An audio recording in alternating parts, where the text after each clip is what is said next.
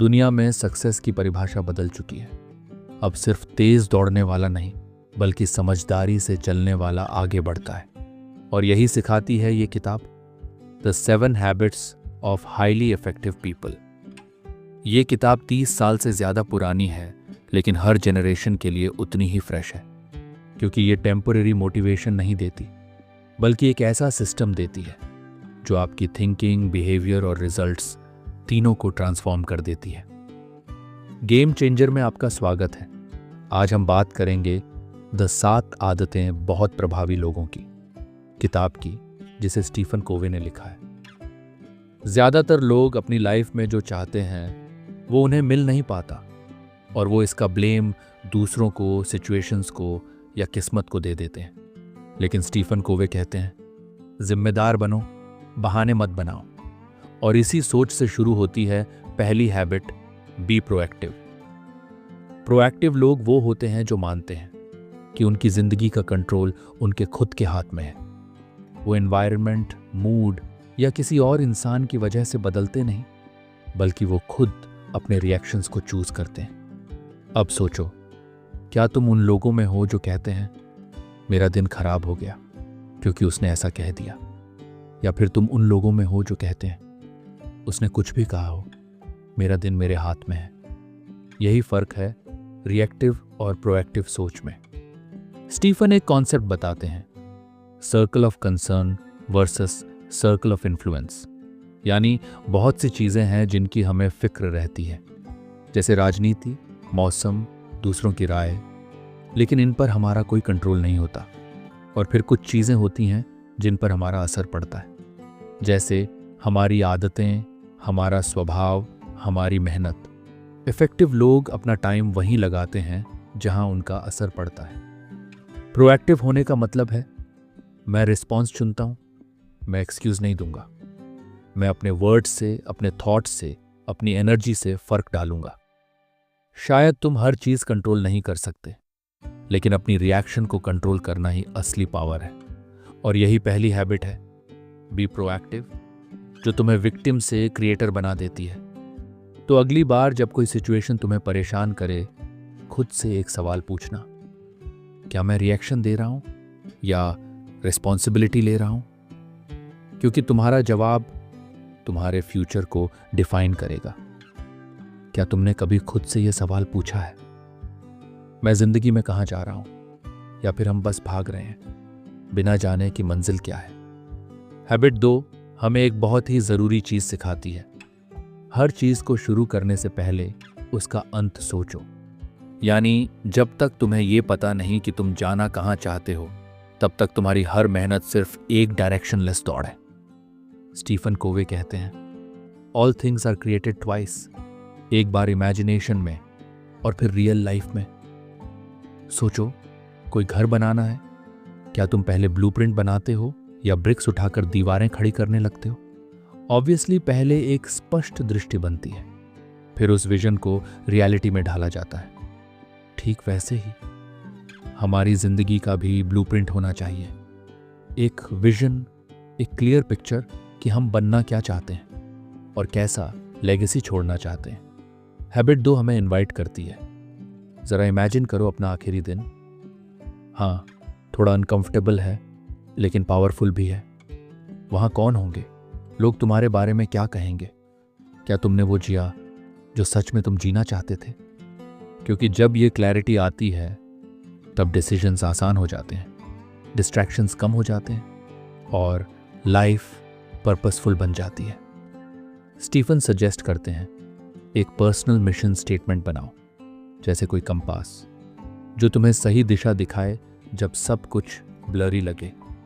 Begin with the and in mind का मतलब है शॉर्ट टर्म जीतों से ऊपर उठकर लॉन्ग टर्म मीनिंग को देखना और हर दिन उसी विजन के हिसाब से जीना।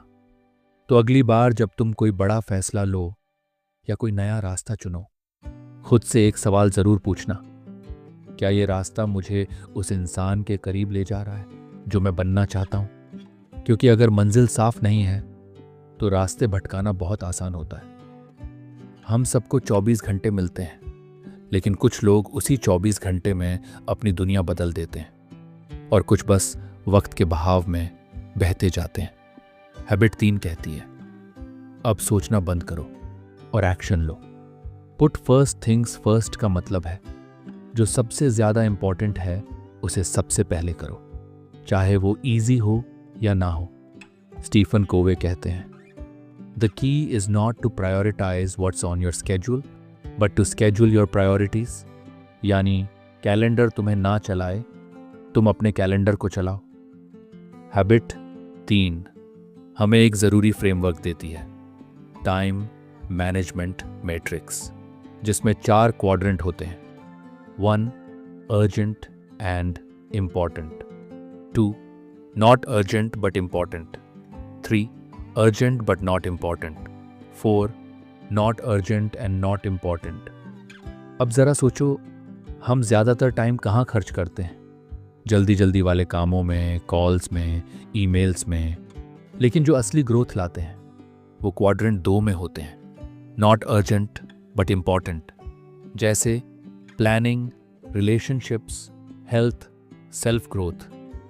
इफेक्टिव लोग वही हैं जो जानते हैं कैसे नो बोलना है उन चीज़ों को जो अर्जेंट तो लगती हैं पर ज़रूरी नहीं होती, और कैसे यस बोलना है उन चीज़ों को जो ज़िंदगी में सच में फ़र्क लाती हैं। स्टीफन कोवी एक सवाल पूछते हैं, क्या तुम वो ज़िंदगी जी रहे हो जो सच में तुम्हारी है या जो दुनिया ने तुम्हारे लिए तय की है?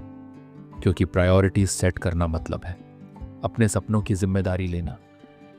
तो आज से एक काम करना शुरू करो। रोज सुबह खुद से पूछो, आज की सबसे ज़रूरी चीज़ क्या है जो मैं कर सकता हूं अपनी फ्यूचर सेल्फ के लिए, और फिर उसी से दिन शुरू करना। क्योंकि जो लोग पहले सही चीज़ें करते हैं वही लोग आखिर में सबसे आगे होते हैं। दुनिया को देखा जाए तो ज़्यादातर लोग एक दूसरे से कंपीट कर रहे हैं, जैसे ज़िंदगी कोई रेस हो जिसमें कोई एक जीतेगा तो दूसरा हारेगा।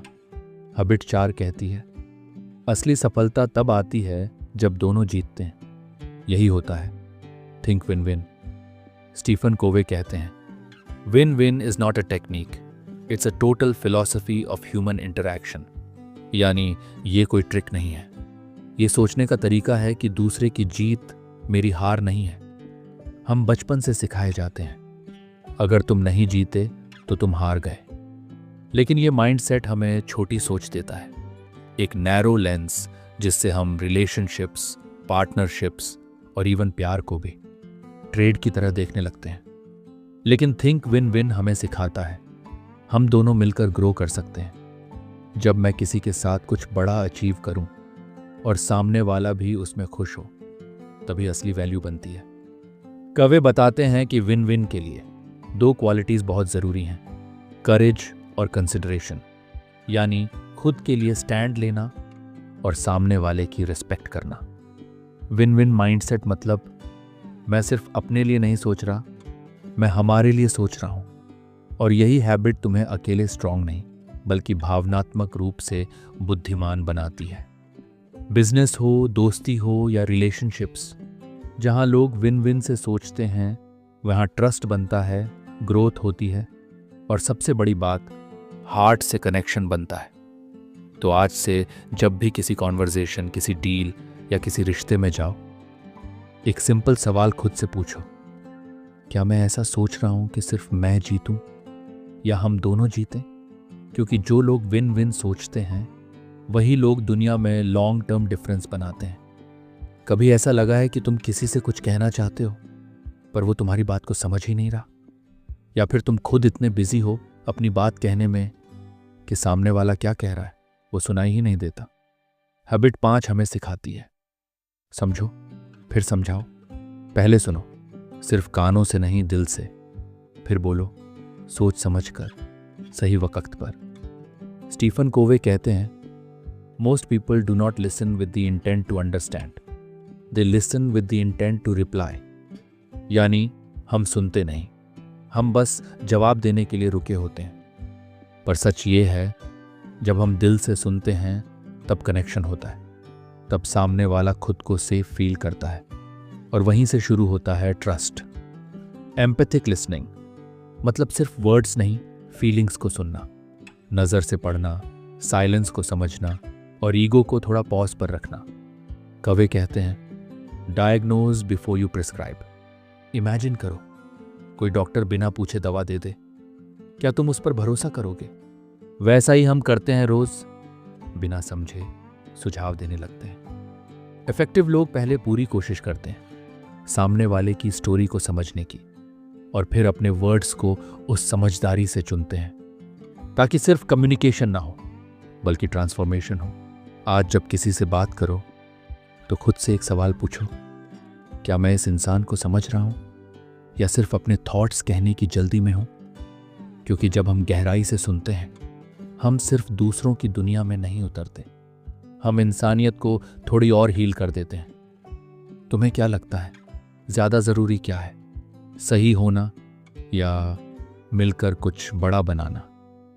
हैबिट हमें सिखाती है सिनर्जी, यानी दो लोग, दो आइडियाज जब मिलते हैं तो कुछ ऐसा क्रिएट करते हैं जो अकेले कभी पॉसिबल नहीं होता।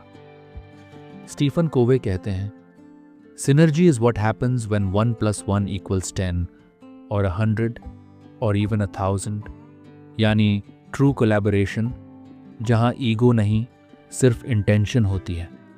हम में से बहुत लोग डिफरेंसेस से डरते हैं, पर सिंगरी उसी वक्त संभव होती है जब हम डिफरेंस को वीकनेस नहीं स्ट्रेंथ समझने लगते हैं। हर इंसान एक अलग लेंस से दुनिया को देखता है, और जब वो अलग अलग पर्सपेक्टिव्स मिलते हैं तब बनता है कुछ अनोखा, कुछ नया, कुछ ब्यूटीफुल। कवे कहते हैं अगर तुम अकेले तेज जाना चाहते हो तो अकेले चलो, लेकिन अगर दूर तक जाना चाहते हो तो किसी के साथ चलो। यही है सिंगरी, एकता में शक्ति, डाइवर्सिटी में ब्यूटी। सिनर्जी तब होती है जब हम ओपन माइंडेड हों, जब हम सुने, समझें और रेडी हों सीखने के लिए।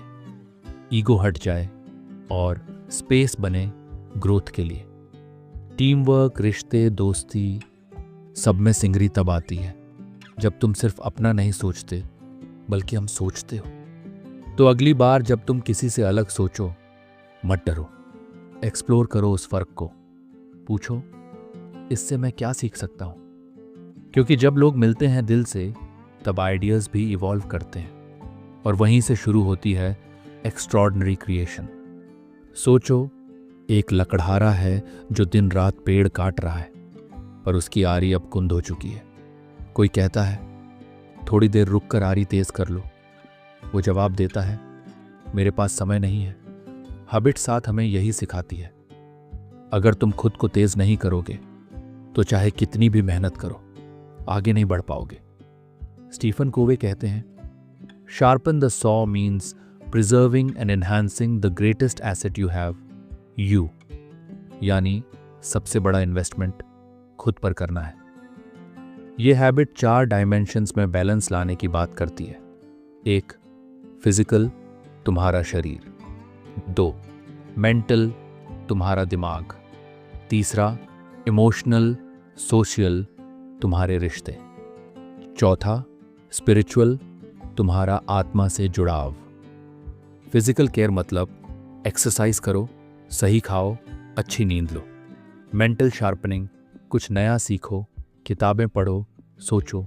इमोशनल केयर, लोगों से कनेक्ट करो, दिल से बात करो। और स्पिरिचुअल मतलब खुद को याद दिलाना कि तुम कौन हो, क्यों हो और किसके लिए हो। हम सब बिजी हैं, लेकिन सवाल ये है क्या हम सही चीज़ों में बिजी हैं या बस दिन गुजार रहे हैं? शार्पनिंग द सॉ कोई लग्जरी नहीं है, ये सर्वाइवल की स्ट्रैटेजी है। जब तुम खुद को रिचार्ज करते हो तभी तो दूसरों के लिए कुछ कर पाते हो। तो आज खुद से एक सवाल पूछो, मैं कब आखिरी बार खुद के लिए रुका था? कब सोचा था मुझे क्या चाहिए, मुझे क्या सुकून देता है? क्योंकि जब तुम अपनी सोल को सुनते हो तब तुम्हारी आवाज दुनिया में सबसे ज्यादा गूंजती है। तुम्हारे अंदर एक आवाज है जो तुम्हें हर दिन पुकारती है। पर अफसोस, इस शोर भरी दुनिया में बहुत से लोग अपनी वो आवाज कभी सुन ही नहीं पाते। द 8th हैबिट कहता है अपनी आवाज को पहचानो और फिर दूसरों को उनकी आवाज ढूंढने में मदद करो। स्टीफन कोवे कहते हैं voice is the overlapping of talent passion, need and conscience. यानी वो जगह जहां तुम्हारा हुनर, तुम्हारी रुचि, तुम्हारा पर्पस और तुम्हारी आत्मा एक साथ मिलते हैं, वही है तुम्हारी असली आवाज़। हम सब बस जिंदगी नहीं जीना चाहते, हम इम्पैक्ट छोड़ना चाहते हैं। और वो इम्पैक्ट तब शुरू होता है जब तुम अपने अंदर की सच्ची कॉलिंग को सुनते हो। वॉइस को ढूंढना मतलब मैं कौन हूँ, मुझे क्या करना है और इस दुनिया में मेरी जगह क्या है। इन सवालों से भागना नहीं, उन सवालों में उतर जाना है। कवि कहते हैं दुनिया को और ज्यादा लीडर्स की नहीं, ज्यादा जागे हुए आत्माओं की जरूरत है। ऐसे लोग जो सिर्फ खुद के लिए नहीं, दूसरों के लिए भी जीना जानते हैं। जब तुम किसी और को उसकी आवाज ढूंढने में मदद करते हो तो तुम सिर्फ गाइड नहीं बनते, तुम एक गेम चेंजर बन जाते हो।